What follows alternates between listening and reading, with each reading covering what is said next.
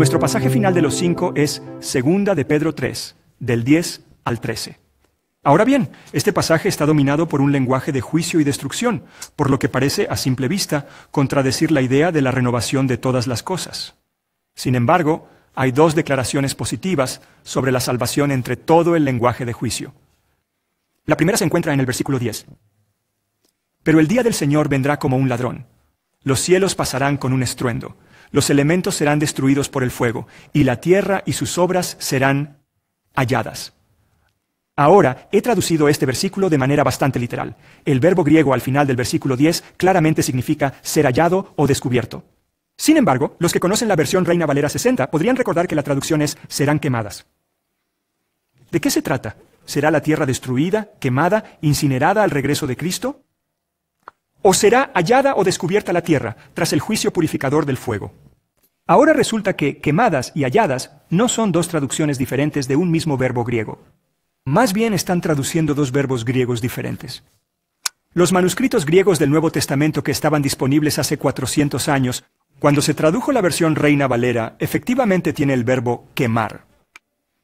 Sin embargo, desde entonces hemos descubierto muchos manuscritos del Nuevo Testamento que se remontan mucho más atrás y son más originales. Y en todos los manuscritos más antiguos tenemos un verbo diferente, que significa hallado. Parece que, y esto es una hipótesis, algún escriba en la Edad Media que estaba copiando el texto a mano, antes de la imprenta por supuesto, no podía entender cómo la tierra podría ser hallada. Dada la suposición medieval generalizada de que el destino final de los redimidos sería un cielo inmaterial después de que la tierra fuera destruida. Así que pensó que aquí debía haber un error. Supuso que algún otro escriba anterior a él debió haber cometido un error de copia y él iba a arreglarlo cambiándolo de nuevo. Al fin y al cabo, solo la primera parte del verbo hallar es diferente del verbo quemar. Así que este escriba cambió yeuretesetai por katakaesetai, y en la primera mitad del siglo XX, todas las traducciones en español seguían utilizando el verbo quemar. En 2 de Pedro 3:10, a pesar que los académicos del Nuevo Testamento sabían que los textos más antiguos tenían el verbo hallar. Este es un ejemplo de cómo la cosmovisión de los traductores les llevó a ignorar lo que realmente decía el texto. Al igual que ese antiguo escriba, no podían imaginar la escatología sin la destrucción completa del planeta, con los justos yendo al cielo para estar con Dios. La Biblia NBI de los años 70 se distingue por ser la primera traducción española que rompió la tendencia y tradujo el versículo 10 con el verbo hallar. La NBI afirma que la tierra quedará al descubierto.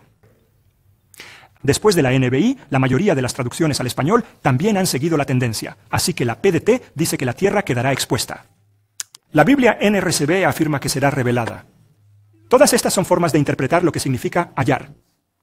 Así que vamos a hacer nuestras dos preguntas de 2 de Pedro 3:10. ¿Cuál es la actividad salvadora de Dios y quién o qué se salvará? En este contexto, la actividad salvadora de Dios se presenta como hallar, descubrir, revelar o exponer.